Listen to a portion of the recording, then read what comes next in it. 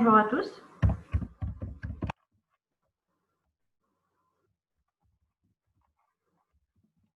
J'espère que vous m'entendez.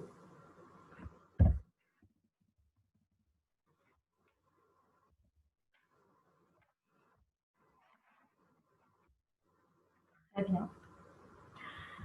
Alors, aujourd'hui, on va parler sur les cholécystites aiguës.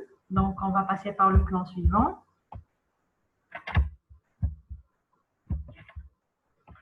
Donc, on va voir la définition, l'intérêt de la question, un petit rappel sur l'épidémiologie, la pathogénie, voir la physiopathologie. Donc, on a l'anatomopathologie, le diagnostic positif et différentiel. On va voir quelques formes cliniques de la cholécystite aiguë, le traitement, les indications, les complications péropératoires, ainsi on va terminer par la conclusion. Alors, donc, par définition, en fait, c'est quoi une cholécystite aiguë? Donc, la cholécystite aiguë, en fait, est un terme qui regroupe toutes les formes anatomiques dans lesquelles la vésicule peut présenter les différents aspects. Qu'est-ce que ça veut dire? D'une simple inflammation vers la forme gangréneuse, qui est le plus souvent, elle est d'origine plus souvent léthiasique, qui est consécutive à un calcul. Donc, c'est un enclavement d'un calcul qui va donner cette cholécystite aiguë léthiasique.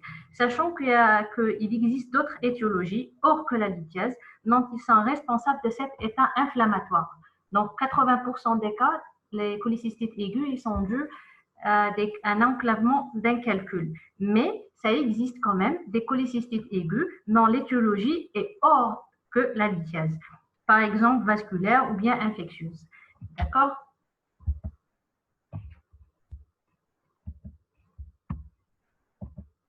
Alors, parlons un peu sur l'intérêt.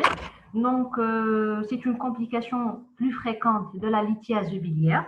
Donc, elle fait 50% des tableaux chirurgicaux, ce qu'on voit plus souvent dans les urgences. Donc, si vous passez aux urgences médico-chirurgicales, beaucoup plus chirurgie générale, donc vous voyez que c'est un tableau quand même qui est fréquent. Elle est aussi fréquente dans notre pays. Donc, dans le diagnostic, en fait, il est clinique, mais toujours, on doit le confirmer par l'échographie. Donc, c'est un examen qui est quand même simple à faire. Donc, il y a beaucoup de polymorphisme clinique, ainsi absence de parallélisme anatomo-clinique. D'accord? Donc, il faut savoir aussi que son évolution, elle est imprévisible.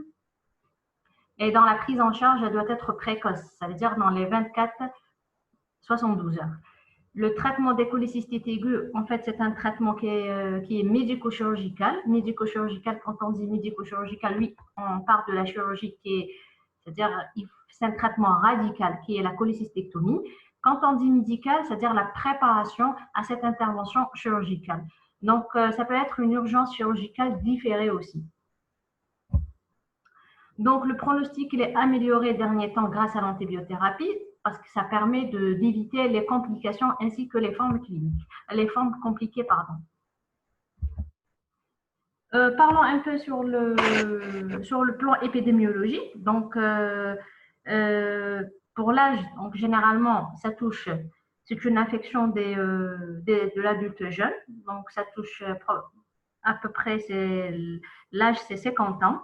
Donc, pour le sexe, c'est le sexe féminin à 80% des cas. C'est des femmes qui sont atteintes de cette pathologie.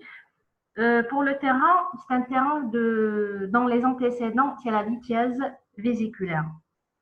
D'accord. Donc, pour les cholécystites, donc on va ouvrir une petite parenthèse. Donc, on parle de cholécystite allithiasique, c'est-à-dire le plus souvent dans l'étiologie, c'est une maladie vasculaire ou bien le diabète, etc.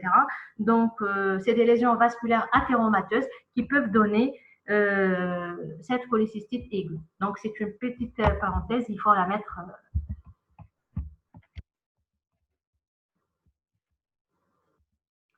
Parlons maintenant de la pathogénie. Donc, pour la pathogénie, donc il faut savoir, donc on a la pathogénie de la lithiase biliaire, ainsi on a la pathogénie de la cholécystite léthiasique. Tout d'abord, c'est quoi cette lithiase biliaire? C'est quoi cette bile? Qu'est-ce que ça veut dire? En fait, la bile, elle est constituée de plusieurs composants, dont les principaux composants de cette bile, c'est l'eau, c'est les électrolytes, c'est la bilirubine, c'est le cholestérol, les phospholipides, les sels biliaires, les acides biliaires. Tout ça, ça forme la bile.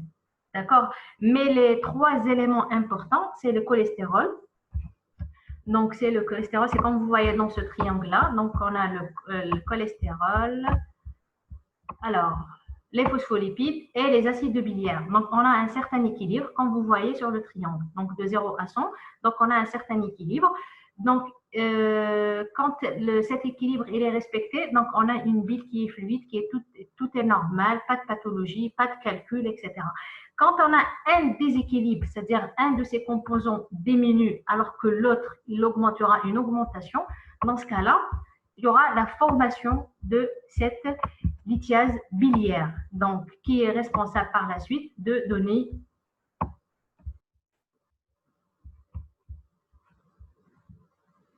Vous m'entendez, s'il vous plaît?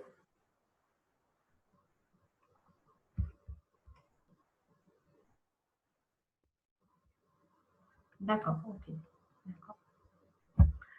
Donc voilà, donc s'il y aura un déséquilibre entre ces éléments-là, donc il y aura cette formation de la lithiase biliaire. Donc parlons maintenant de la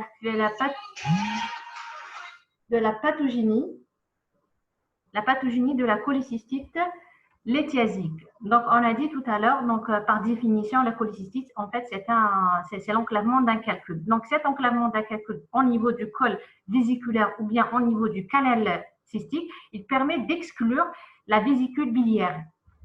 D'accord, de façon transitoire ou bien de façon définitive. Selon que l'enclavement soit réversible ou irréversible. Qu'est-ce que ça veut dire? Si on a un enclavement d'une manière définitive, c'est-à-dire de manière irréversible, donc il est là, le calcul, il ne bouge pas, donc par la suite, on aura une vésicule qui est exclue. D'accord. Si ce sera le cas contraire, c'est-à-dire si on aura le cas contraire, c'est-à-dire le calcul, il est transitoire, dans ce cas-là, donc il y aura la vésicule, elle ne sera pas exclue d'une manière définitive. Donc il faut savoir ainsi que la migration de calcul vers la voie biliaire principale peut précéder cet enclavement. Qu'est-ce que ça veut dire? C'est-à-dire avant d'avoir le calcul au niveau de la vésicule biliaire, avant d'avoir lieu l'enclavement, il y aura des fois le passage des calculs vers la voie biliaire. Il y aura un passage, ce qui va donner la lithiase de la voie biliaire principale. Ce qui veut dire, d'où l'intérêt de faire une cholangiographie péropératoire d'une manière systématique. C'est-à-dire, en péropératoire, quand on fait la cholécystectomie, toujours il faut faire cet examen. C'est pour vérifier la vacuité de la voie biliaire principale.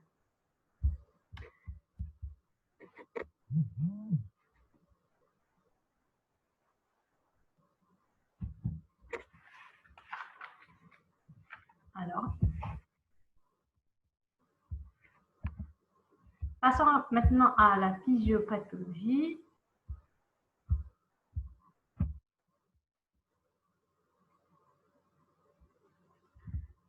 Alors,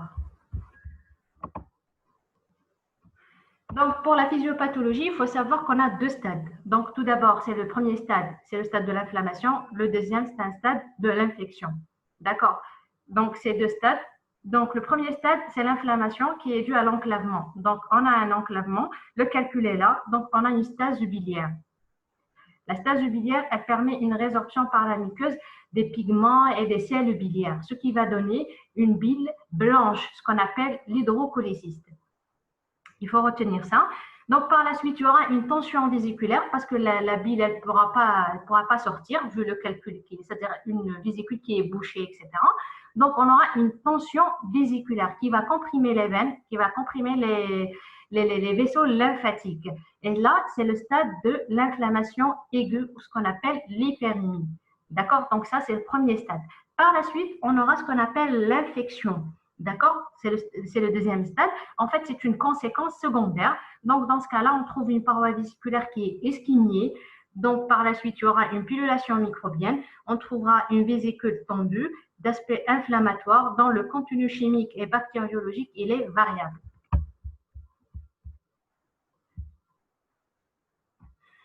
Alors, donc il faut savoir aussi que l'infection survient par voie veineuse, comme elle peut survenir par voie lymphatique ou par voie canalaire. On dit le plus souvent que c'est une infection ascendante. D'accord? Et les germes les plus rencontrés le plus souvent, c'est des bacilles à gram négatifs, il faut les retenir, ainsi que les anaérobies.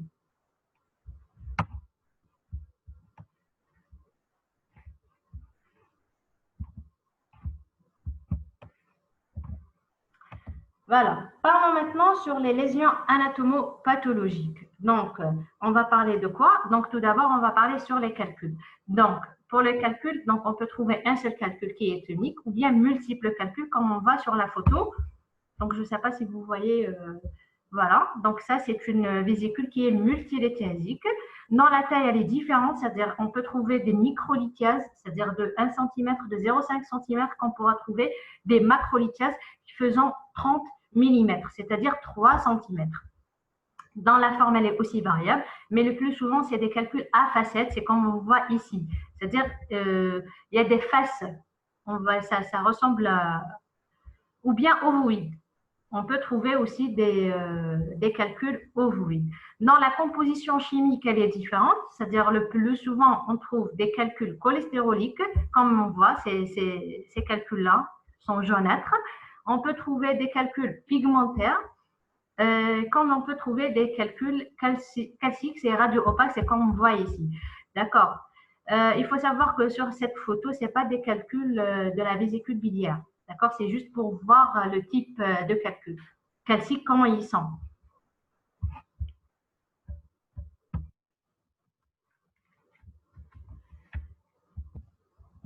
Alors, maintenant, on va parler sur les lésions anatomopathologiques. Donc, pour les lésions anatomopathologiques, donc on va parler.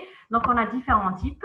Donc, on a la forme catarrhale. Donc, pour la forme catarrhale, donc c'est un état inflammatoire du début, c'est-à-dire au début.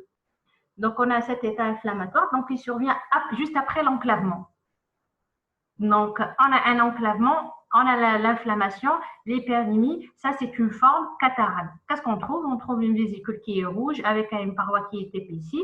Et dans le contenu, il est clair. C'est comme on a dit tout à l'heure, parce qu'il y avait la résorption des acides biliaires et des pigments. Donc, ce qu'on appelle l'hydrocholécyste. Ok, ça c'est le premier. Donc la deuxième forme, donc c'est la cholécystite aiguë suppurée, ce qu'on appelle dans le contenu, il est purulent. Et c'est pour ça qu'on l'appelle la pyocholécyste. D'accord? Dans ce cas-là, on note une altération de la muqueuse et la présence des micro-abcès.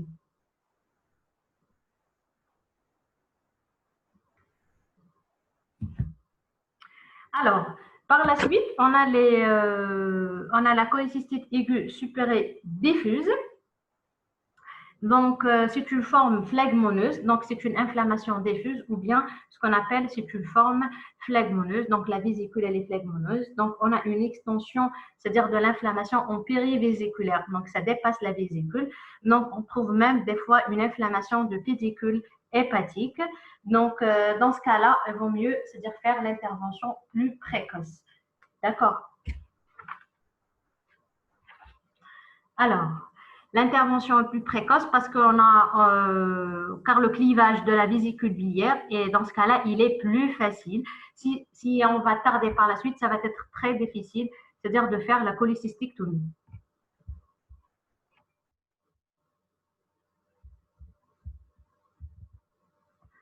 Alors, on a la forme aussi, la forme gangréneuse. Donc, dans ce cas-là, on trouve une vésicule qui est facilée, qui est aubergine, ça ressemble à une feuille morte.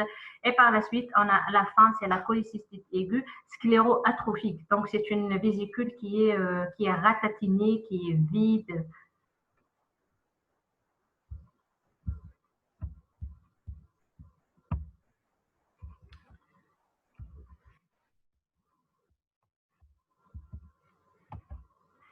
Passons maintenant au diagnostic positif. C'est-à-dire comment faire ou poser notre diagnostic positif. Donc, c'est comme toute pathologie, toujours il faut commencer par l'interrogatoire, c'est très important. Donc, il faut chercher les antécédents. Donc, concernant la pathologie biliaire, donc la première des choses, il faut il faut mettre en évidence la notion de la lithiase vésiculaire. Est-ce que cette personne-là a déjà eu ces coliques hépatiques? Est-ce qu'il y a la notion de la lithiase vésiculaire? Donc, elle a fait déjà une échographie, elle a des calculs déjà, etc. Donc, il faut s'assurer de ça. Donc, ou bien le syndrome dyspeptique avec des troubles gastriques. Donc, pour le syndrome dyspeptique et les troubles gastriques, ça nous oriente, ça oriente notre diagnostic. Donc, par la suite, on passe au signe fonctionnel. Donc, le signe fonctionnel le plus important, c'est la douleur. Donc, ce qu'on appelle, c'est les coliques, c'est des coliques hépatiques. Non, cette douleur, c'est-à-dire les caractéristiques, c'est une douleur dont le début, il est brutal. Donc, c'est une douleur qui est violente, transfixion. Elle est plus souvent postprandiale après un repas gras. Pardon? Après un repas gras. Donc, elle coupe l'inspiration profonde. C'est une douleur qui est vraiment insupportable. Donc, le plus souvent, elle est associée avec des vomissements, donc quel que soit alimentaire ou bilieux, voire des nausées. Mais le plus souvent, c'est ce qu'on voit fréquemment aux urgences, c'est la douleur et les vomissements. Le trouble de transit, c'est-à-dire on peut le trouver comme on ne peut pas. C'est-à-dire c'est pas un signe qui est fixe. Ce qu'il faut retenir.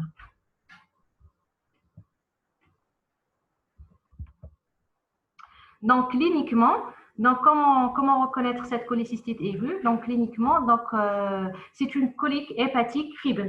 Donc, il faut mettre dans la tête que le tableau de description, généralement et le plus souvent, c'est un syndrome douloureux fébrile de l'hypocondre droit, d'accord, avec une vésicule palpable. Donc, c'est ça le type de description, ce qu'il faut retenir. Donc, un syndrome douloureux fébrile, donc au niveau de l'hypocondre droit, avec une vésicule qui est palpable. Le plus souvent chez une jeune femme, donc qui consulte en urgence. Donc, chez cette femme, qu'est-ce qu'on pourra trouver? Donc, un état général, le plus souvent, c'est un état qui est conservé. Le plus souvent, avec une température qui fait 38,5 à 39. Donc, ça ne dépasse pas le plus souvent. L'inspection, donc, si on remarque bien, donc on voit qu'il y a une diminution de la mobilité de la région sous-costale droite, d'accord, lors des mouvements respiratoires. Donc, il y a une certaine diminution de cette région-là, qui est causée, bien sûr, par la douleur. La présence de subictaire, enfin, ce n'est pas un signe qui est fixe, donc on peut le trouver comme on ne peut pas le trouver. La palpation, par contre, elle trouve une vésicule palpable parce que c'est une vésicule quand même qui est tendue. Donc, c'est un signe qui est quand même important. Bon, on a dit que la vésicule, le plus souvent, elle est palpable, mais elle peut être masquée par la douleur. Ça veut dire qu'on ne peut pas bien examiner cette patiente vu la douleur qui est importante. Ou bien elle est masquée par la défense, ou bien l'obésité. Ces trois signes. Donc, par la suite, on a le signe de Murphy. C'est quoi ce signe de Murphy? Donc, c'est un signe qui est important, qui peut confirmer notre diagnostic. Donc, cliniquement, c'est-à-dire si on trouve le signe de Murphy, on dit que c'est une cholécystite aiguë. D'accord. Donc, c'est une palpation en fait. Donc, à la palpation de l'hypocondre droit, donc ça donne une douleur. Dans la douleur, elle bloque l'inspiration profonde. D'accord. C'est-à-dire la patiente, elle ne pourra pas respirer. Dès qu'on met la main, c'est-à-dire dans l'hypocondre droit, ça déclenche une douleur importante. Voilà, c'est-à-dire ce qu'il faut retenir pour la clinique. Donc, on a dit, c'est la vésicule palpable. En matière de l'état général, c'est la température et le signe de Murphy. C'est les trois signes importants. Il ne faut pas oublier d'examiner le reste de l'abdomen, c'est-à-dire on va pas juste examiner l'hypocondre droit, mais tout l'abdomen. Les touchés pelviens, donc il ne faut pas les oublier. Donc pour ne pas passer à côté d'une occlusion, donc les touchés pelviens, le plus souvent, on les trouve normaux, et les orifices herniens, ils sont libres.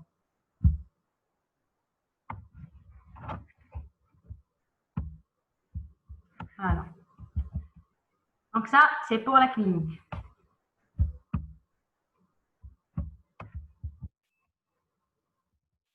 Maintenant, on va parler sur les examens complémentaires. Toujours dans le diagnostic positif, on va parler sur les examens complémentaires. Donc, pour les examens complémentaires, donc on va commencer par une biologie. Donc, c'est une routine qu'on fait c'est-à-dire aux urgences. La FNS, donc la formule, donc il va montrer une hyperleucocytose, c'est un état inflammatoire et c'est tout à fait normal. Donc, le plus souvent, c'est une hyperleucocytose à polynucléaire neutrophile, donc il faut voir ça. Donc, le bilan hépatique est perturbé si on arrive au stade de complication. Donc, le groupage, tout ce qui est groupage glycémique, crête, etc., ça rentre en fait dans le cadre d'un bilan pré-op. D'accord. Donc, on peut demander l'hépasémie amélasémie, c'est si on suspecte la pancréatite. D'accord. Donc, on a par exemple une douleur au niveau de l'hypochondre droit, donc irradiant vers l'épigastralgie, avec une douleur qui est très, très importante. Donc, on suspecte une pancréatite, donc on peut lancer une hépasémie, et là, c'est-à-dire on va voir. D'accord. Donc, il ne faut pas passer à côté. Donc, c'est ça pour le bilan. Donc, vous avez la formule, donc hyperleucocytose, ainsi que la lépasémie si on suspecte la pancréatite.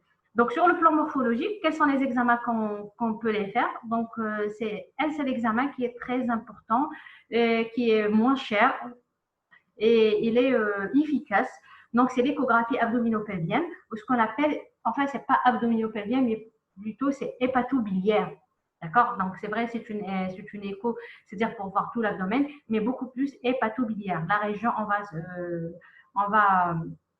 va se concentrer sur cette région-là. Donc, dans ce cas-là, on va trouver les calculs vésiculaires. Donc, ça nous permet de voir le siège, leur nombre. S'il n'y a pas de calcul, est-ce qu'il y aura est-ce qu'il y a la présence, on note la présence de sludge vésiculaire. Donc, elle permet de voir un épaississement de la paroi vésiculaire. Le plus souvent, c'est une paroi qui est quand même au-delà de 4 mm. Pour les calculs vésiculaires, on peut trouver ce qu'on appelle image en cône d'ambre. D'accord? En cône d'ambre. Bon, après, je vais vous montrer qu'est-ce que ça veut dire, cette image en cône d'ambre. Sur le plan, c'est-à-dire, si on voit ça, c'est-à-dire, voilà, il y a un calcul avec un épaississement de la paroi qui dépasse les 4 mm ou bien, voire un dédoublement. Et on a ce qu'on appelle le signe de Murphy échographique. C'est la même chose que le signe de Murphy qu'on avait créé tout à l'heure.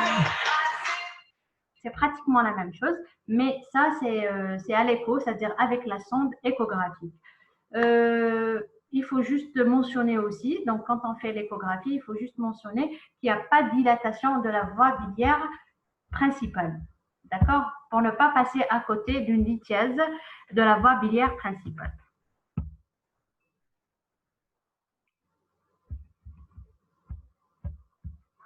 Alors, donc, toujours avec les examens complémentaires, donc on peut faire, donc on a dit l'échographie. L'échographie, c'est le meilleur examen, c'est le plus important et c'est le premier examen qu'on fait juste après, c'est-à-dire la suspicion d'une cholécystite aiguë, c'est pour confirmer notre diagnostic. Donc, on termine toujours. Donc, on a l'ASP. En fait, l'ASP pour le diagnostic d'une cholécystite aiguë, ça apporte pas beaucoup d'informations, mais elle est utile dans les complications, par exemple, si on a une occlusion intestinale. D'accord? Donc, ou bien une aérobilie au niveau de l'hypochondre droit, si on suspecte, par exemple, une fistule. D'accord? Une fistule biliodigestive. La TDM, c'est un examen performant, mais aussi il n'apporte pas beaucoup de renseignements plus que l'échographie. C'est-à-dire qu'il va nous donner les mêmes renseignements que l'échographie, donc pas aller au-delà jusqu'à la TDM. Donc, ça nous suffit juste de faire une échographie.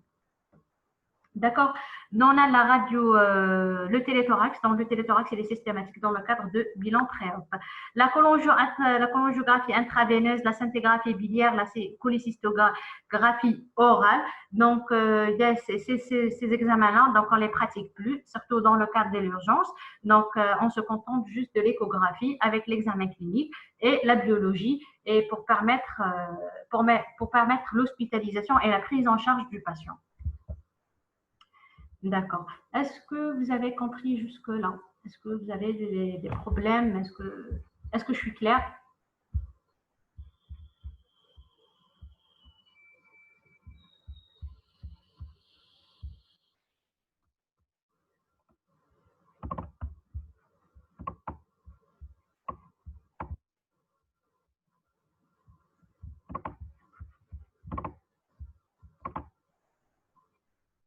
Très bien, parfait.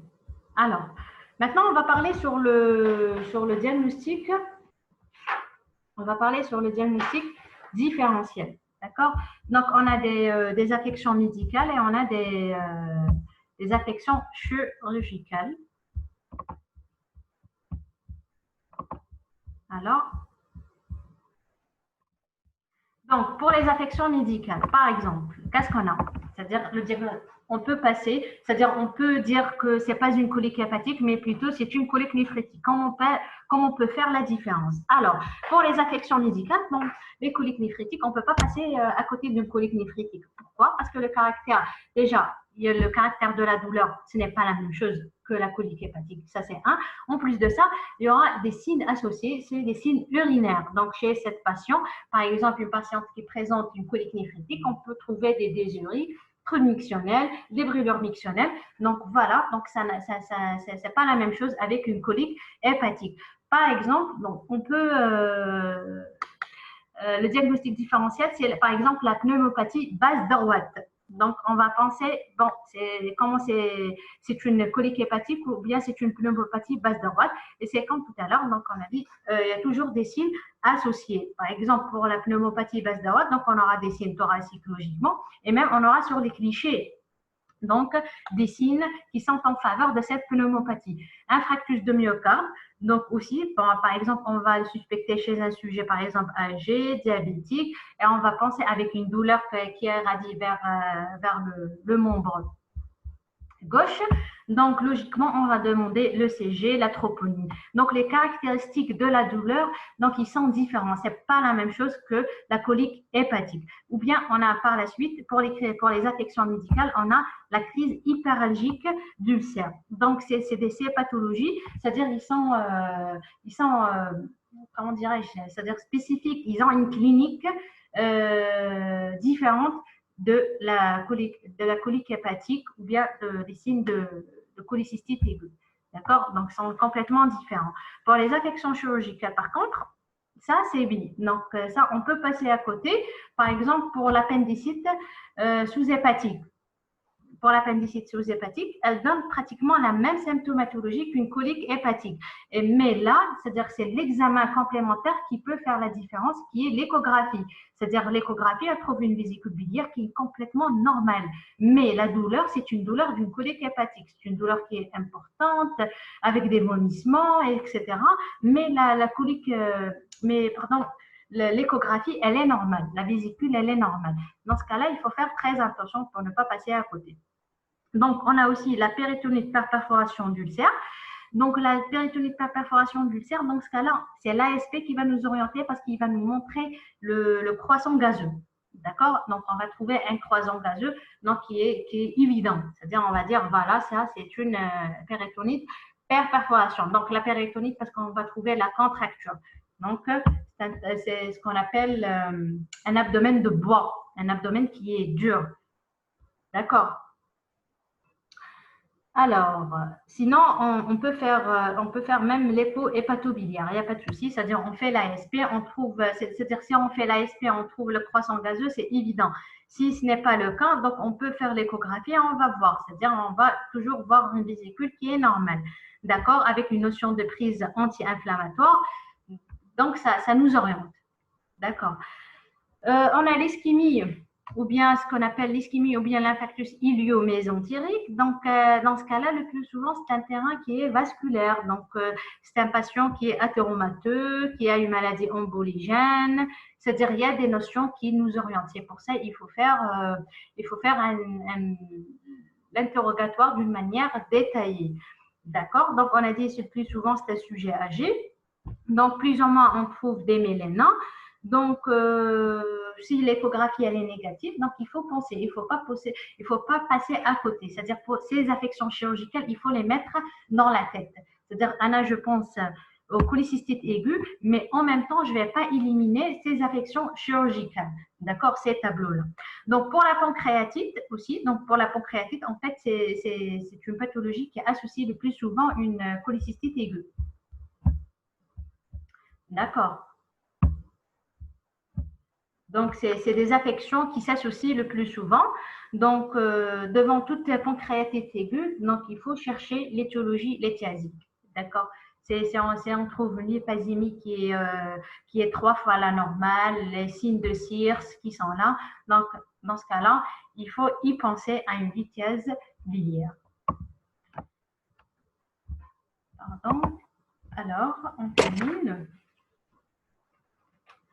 Donc, ça, c'est pour les affections en fait biliaires. Donc, maintenant, on va parler sur les affections non hépatobiliaires. Par exemple, on a les kystes, un kyste édatique. Bon, le kyste édatique infecté, donc on a la notion de comptage. Donc, le caractère de la masse palpable. Donc, un kyste, c'est pas comme la vésicule. Donc, parce que la vésicule, elle est tendue, elle est dure, donc elle est palpée. Donc, les caractéristiques du kyste édatique, c'est pas du tout la même chose comme la vésicule biliaire. Donc, on a dit la notion du comptage ainsi que l'échographie hépatobiliaire. D'accord?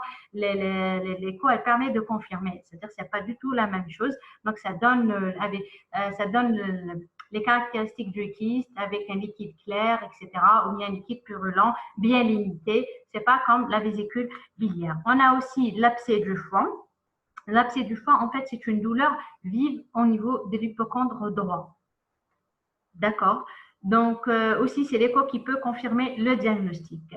Donc, les tumeurs de foie nécrosées, donc toujours c'est l'écho. Donc, c'est l'écho qui nous permet d'éliminer la cholécystite aiguë. Donc, si vous voyez, l'intérêt de l'échographie à ce stade-là, c'est-à-dire elle permet de faire le diagnostic positif ainsi d'éliminer les autres pathologies chirurgicales dans le diagnostic différentiel avec la cholécystite aiguë.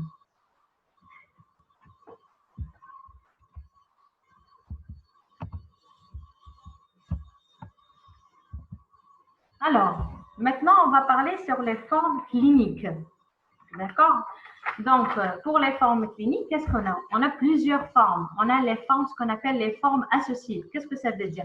Ça veut dire qu'on trouve une cholécystite aiguë qui est associée à d'autres pathologies. Par exemple, une cholécystite aiguë qui est associée à une lithiase de la voie biliaire principale. Et c'est une infection qui est quand même fréquente. Elle fait 15% à 20% des cas. On trouve les deux, c'est-à-dire une cholécystite ainsi qu'une lithiase vésiculaire. Et c'est pour ça il faut faire la conjugation péropératoire. Donc, c'est très important. Donc, dans ce cas-là, on trouve la notion du syndrome cholédocien dans les antécédents. Par exemple, il faut chercher la triade de Charcot. C'est quoi la triade de Charcot? C'est la douleur, c'est la fièvre et l'icterne. Donc, la présence de cette triade, donc il y a un syndrome cholédocien. Donc, il faut y penser de la pathologie biliaire, c'est-à-dire une cholécystite ainsi que la lithiase de la voie biliaire principale. D'accord? Sinon, ça sera c'est-à-dire si on peut passer à côté, c'est-à-dire on ne découvre pas la lithiase de la voie biliaire, en pérope, on peut le trouver lors de la conjugation péropératoire, d'où l'intérêt de la faire d'une manière systématique. Donc, on a aussi la forme associée, une cholécystite aiguë associée à une pancréatite biliaire. Anciennement, on l'appelle la cholécystopancréatique. Pardon.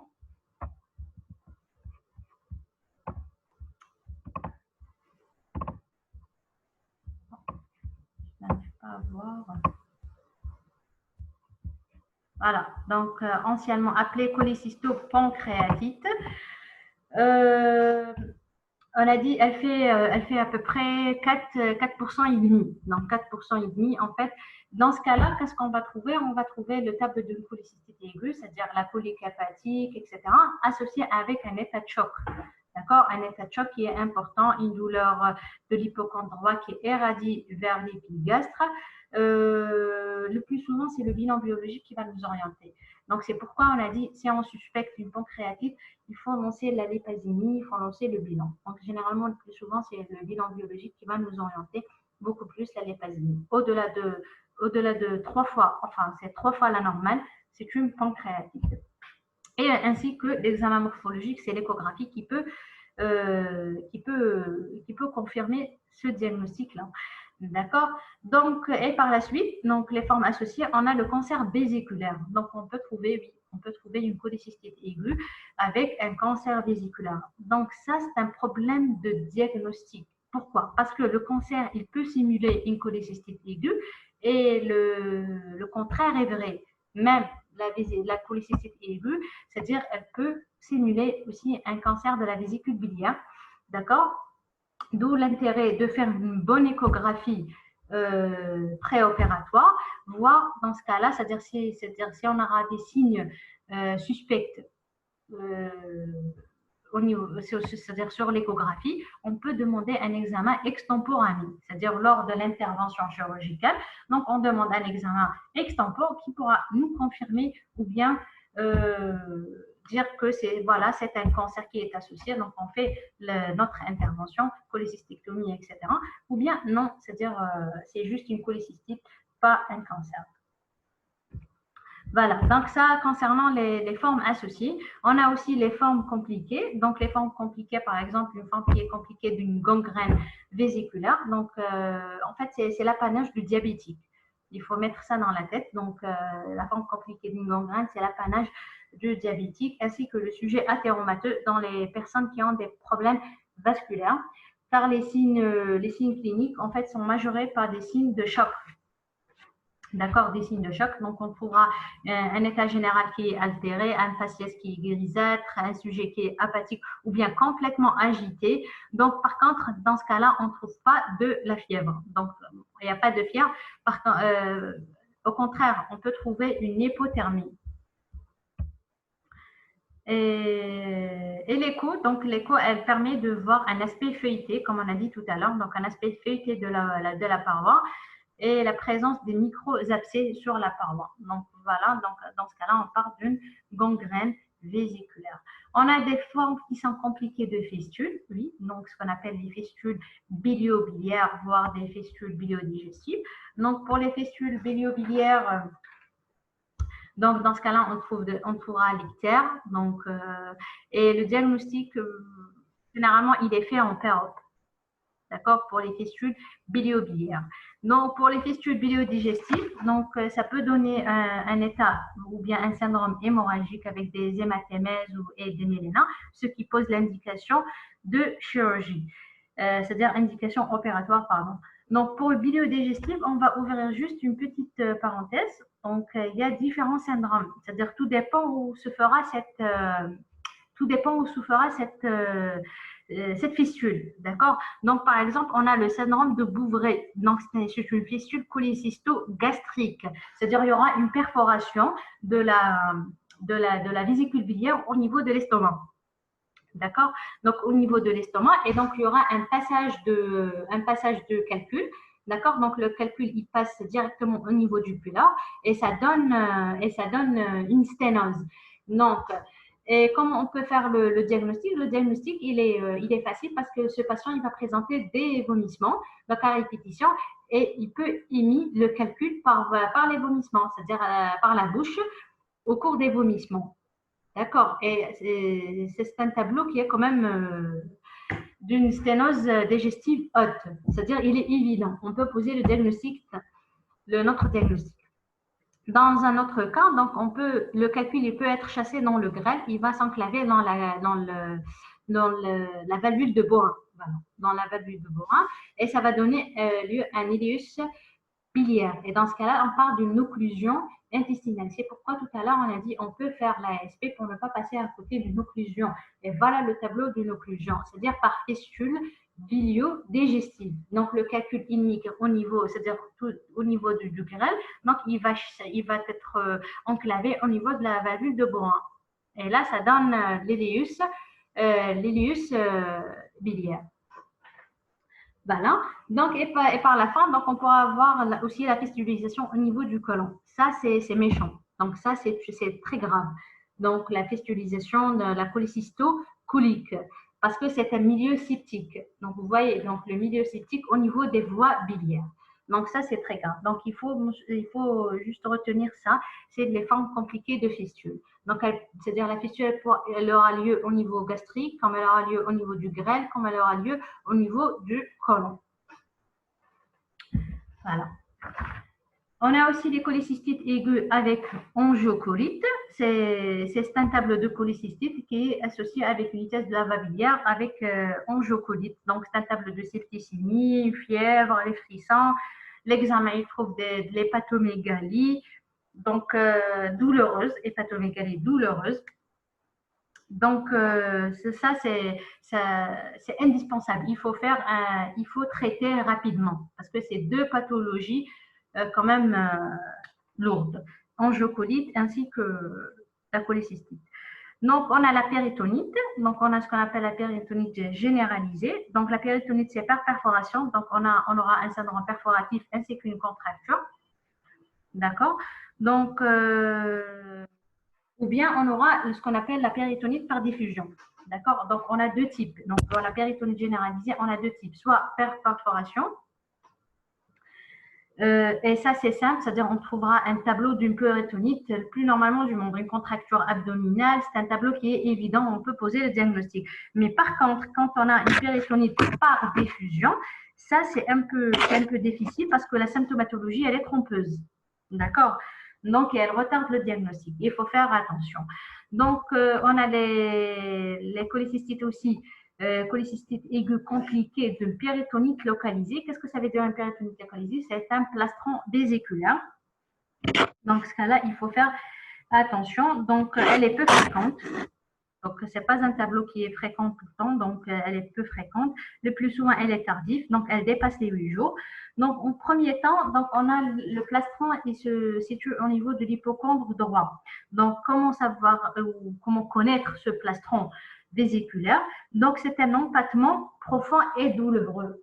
D'accord? Donc, quand on palpe la région au niveau de l'hippocondre droit, on trouve un empattement. D'accord? Donc, un empattement qui est profond et qui est douloureux. Donc, ça, c'est en faveur de ce plastron vésiculaire. Donc, ça, c'est en fait, c'est en premier temps. Donc, on trouvera aussi la matité. On trouvera une matité à la percussion, donc blindant, c'est-à-dire une sensation de blindage. D'accord? C'est dur, c'est matité, c'est donc voilà, avec une température en 39. OK, ça c'est un. En fait, dans ce cas, on a l'abstention chirurgicale. On ne peut pas, c'est-à-dire dans le cas où on a un plastron vésiculaire, on ne peut pas faire, il n'y a pas d'indication chirurgicale. Mais par contre, c'est une surveillance stricte avec un traitement médical qui est l'antibiothérapie. Et on va surveiller l'évolution. Dans ce cas-là, on a deux, c'est-à-dire l'évolution, elle est variable. Soit elle évolue vers la régression, soit elle évolue vers l'absédation. Donc, la régression, donc comme on peut savoir que ça régresse et tout rentre dans l'art, bien sûr, donc on a le bilan biologique, ce qui est VS et le taux des blancs. D'accord? On n'aura plus de l'hyperleucocytose, donc ou bien elle se normalise. Donc cette régression, parfois, elle est limitée. D'accord? Donc elle est limitée, elle laisse beaucoup d'adhérence. Donc ce qui va souder la vésicule aux autres organes. Et dans le risque, dans ce cas-là, on aura le risque de fistule. D'accord? Il faut garder ça. Mais ce qu'il faut retenir, ce plastron vésiculaire, il lui faut un traitement médical et une surveillance stricte. Dans l'évolution, elle est soit vers la régression, soit vers l'absédation. Donc, absédation, c'est-à-dire il y aura une formation d'un abcès, donc il y aura une douleur pulsative, une fièvre qui est oscillante, et par la suite, il y aura un ramollissement de ce plastron. Le ramollissement, il se fait le plus souvent au niveau du centre. D'accord, au niveau du centre du plastron. D'accord. Et tout plastron persiste au-delà de 10 jours sous traitement médical, il justifie un drainage. Il faut le drainer. Parce que généralement, le plastron sous traitement, c'est-à-dire on trouvera une régression, soit il répand complètement sous traitement, on n'aura plus ce plastron, soit il va s'abséder, mais au-delà de 10 jours, il nécessite un drainage. On doit faire sortir le contenu de l'abcès, etc. Et par la suite, on aura les formes compliquées d'occlusion intestinale qu'on a parlé par la suite tout à l'heure.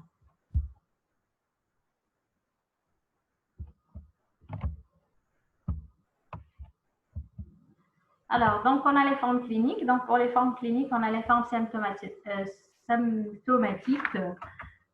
Donc, pour les formes symptomatiques, donc, on a les formes pseudo-ulcéreuses, les formes révélatrices, c'est-à-dire la forme qui révèle la lithiase vésiculaire et on a dit c'est l'apanage de l'homme le plus souvent. Donc, on a les formes anatomopathologiques, ce qu'on a parlé tout à l'heure, la forme gangréneuse, le pyocholycyste et les cholécystites aiguës aléthiasiques. Donc, pour la léthiasique, on a dit c'est une forme très particulière par sa clinique. Et elle, oh là là, j'arrive pas. Donc, on a dit que la forme elle est très particulière par sa clinique, elle est spectaculaire par sa symptomatologie. Donc, c'est un tableau en fait toxi-infectieux. Donc, on trouvera des signes locaux. Les signes locaux, ils sont pauvres ou absents. D'accord. Donc, dans ce cas-là, l'échographie, c'est le temps capital. C'est-à-dire, c'est l'écho qui permet de confirmer le diagnostic. Dans ce cas-là, on ne va pas trouver le calcul parce que c'est une polycystite quand même aléthiasique, mais on va trouver les signes inflammatoires de la vésicule. Un épaississement, un dédoublement de la paroi, etc. C'est des signes qui sont en faveur d'une cholécystite aiguë. Alors, donc, on a les formes selon l'âge. Donc, on a les formes les formes du vieillard. Donc, souvent, c'est un tableau qui est torpidal avec la forme gangréneuse. Donc, parce que ça évolue rapidement. Donc, on a la forme de l'enfant, donc anomalie des voies biliaires. Il faut faire attention, c'est des pathologies congénitales qui peuvent être responsables de cette cholécystite aiguë. Donc, les formes selon le terrain, donc on a la cholécystite chez le diabétique ainsi que chez la femme enceinte et les cholécystites post-opératoires. D'accord? Donc, soit immédiate ou bien à distance.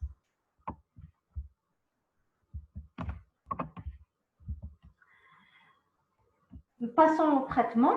Donc, ça va jusque-là.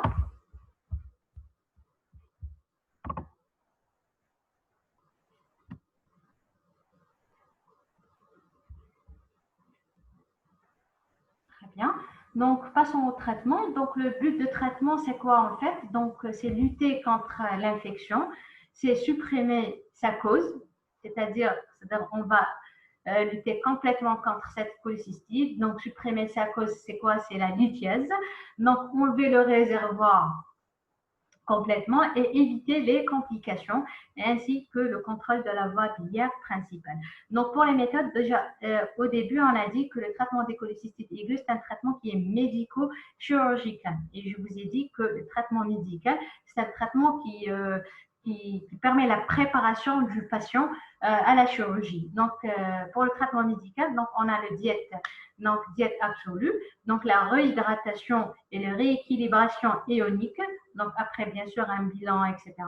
Donc, on donne des antalgiques et des antispasmodiques pour la douleur, des anticoagulants parce que c'est un patient ou bien c'est un malade qui sera en fait alité, donc par prévention, et antibiothérapie. Le plus souvent pour l'antibiothérapie, on donne des ampicillines ou bien des céphalosporines troisième génération associées à des aminosides ou bien flagyles.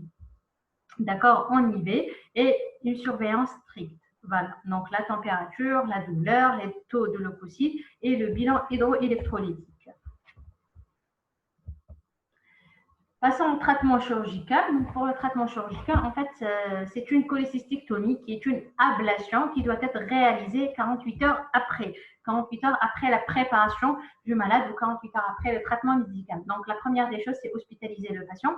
Donc, il faut normaliser les chiffres, ce qu'on trouve sur le bilan biologique, donc le réhydraté, etc., l'antibiotique, anticoagulant, etc.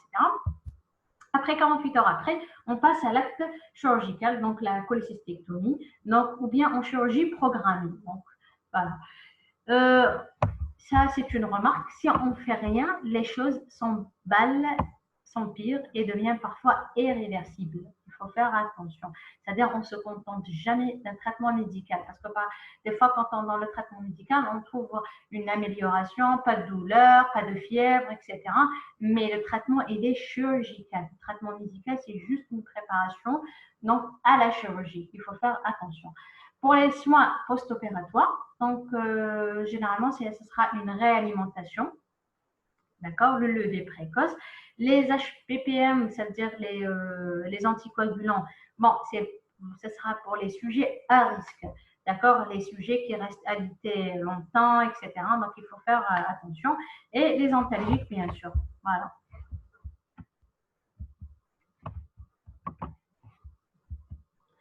Maintenant, on va parler sur les indications du traitement. Bon, pour les indications, toute cholécystite aiguë diagnostiquée doit être opérée. Toute cholécystite aiguë diagnostiquée doit être opérée. Je le répète, c'est-à-dire on ne se contente jamais d'un traitement médical.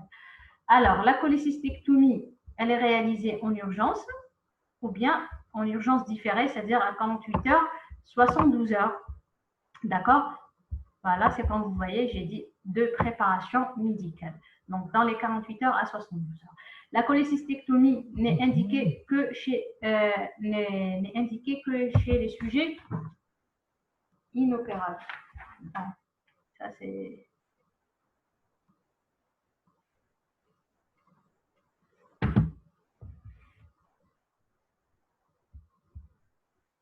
Ça, c'est une connerie. Bon, en fait, c'est la cholécystite aiguë, on a dit, chaque cholécystite aiguë diagnostiquée doit être opérée et la cholécystectomie réalisée en urgence dans les 48 heures, 72 heures, ce qu'il faut retenir. D'accord? Le traitement des complications, donc pour la lithiase de la voie biliaire principale, donc il faut faire la cholécystectomie, bien sûr, ainsi que l'extraction de calcul, soit par cholédocotomie ou bien par transcystique. D'accord? Associé à un drainage biliaire externe. D'accord? On a dit toujours, il faut faire, c'est indispensable. Il faut faire une plongée opératoire pour mettre en évidence ces calculs. D'accord. On a la péritonite biliaire. Donc, pour la péritonite, ce sera une cholécystectomie avec une toilette péritonéale plus un drainage de la cavité péritonéale. C'est-à-dire, on fait le traitement de la cholécystite aiguë ainsi de la péritonite. D'accord? Et pour la pancréatite d'origine biliaire, donc on a un traitement médical de la pancréatite et la cholécystectomie différée. C'est-à-dire, tout d'abord, c'est-à-dire le plus urgent dans la pancréatite, c'est enfin, dans la pancréatite d'origine biliaire, c'est la pancréatite. Il faut gérer l'urgence, qui est la pancréatite. Par la suite, on va faire la cholécystectomie.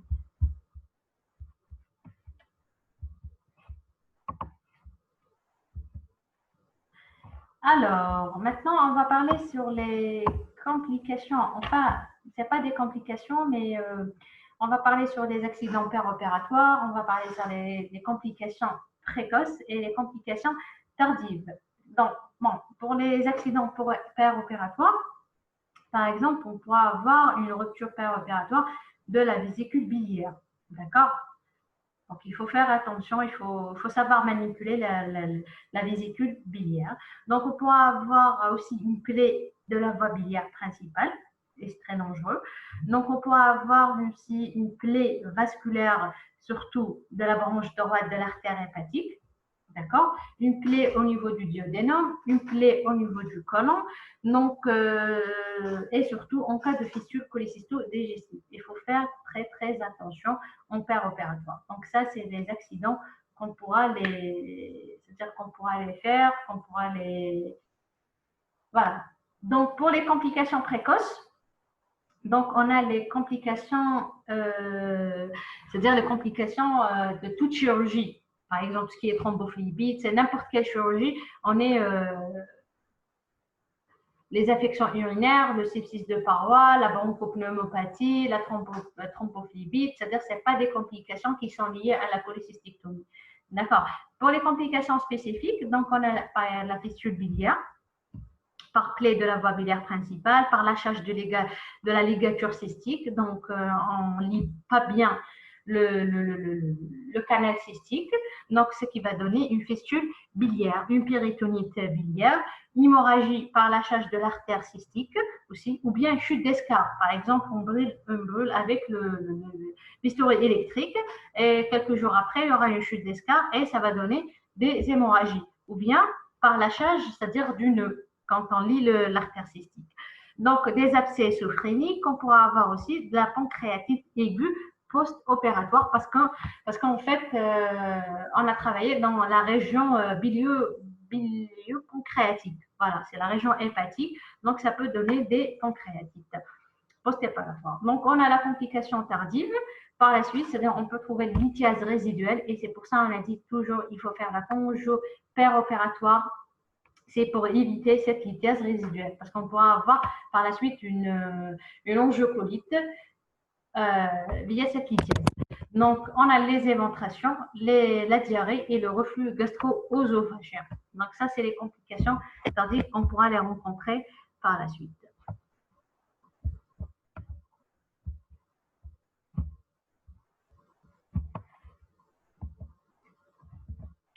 Donc, on termine par une conclusion. Donc, la cholécystite aiguë, en fait, c'est une complication grave de la lithiase biliaire. Donc, elle nécessite quand même un traitement chirurgical rapide. Il ne faut pas oublier le traitement médical. Voilà. Donc, le traitement médical ne peut se prétendre curatif, mais il permet de préparer le malade pour une cholécystectomie qui doit se faire dans le plus bref délai. D'accord. Et merci pour votre attention. Donc, si vous avez des questions, allez-y.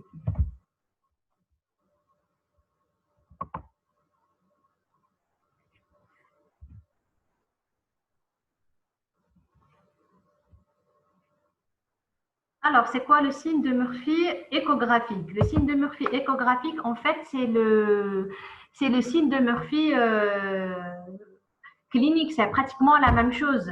C'est juste quand, au lieu de palper avec les mains, c'est-à-dire c'est lors du passage de la sonde échographique. Quand on fait passer cette sonde échographique au niveau de la région hépatique, ça donne une douleur. Donc, une douleur qui coupe l'inspiration profonde, ce qu'on appelle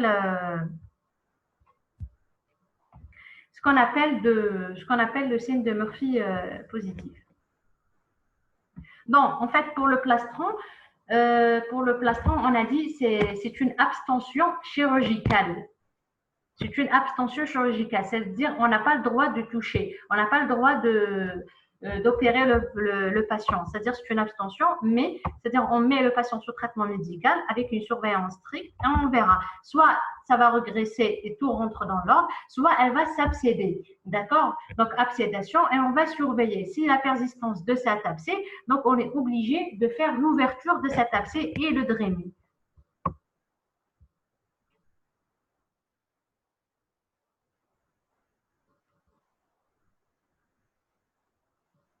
Alors, plastron, comment je vais vous expliquer? Donc, le plastron, quand on a une inflammation, donc on a les anses qui vont colmater, les anses ou les organes digestifs vont colmater cette inflammation. D'accord? Donc, à la palpation, on trouvera un empattement. C'est quelque chose qui est dur, d'une manière localisée. C'est en sous-hépatique. Donc, quand on palpe, on palpe un empattement, quelque chose qui est dur. Donc, c'est ça le plastron vésiculaire.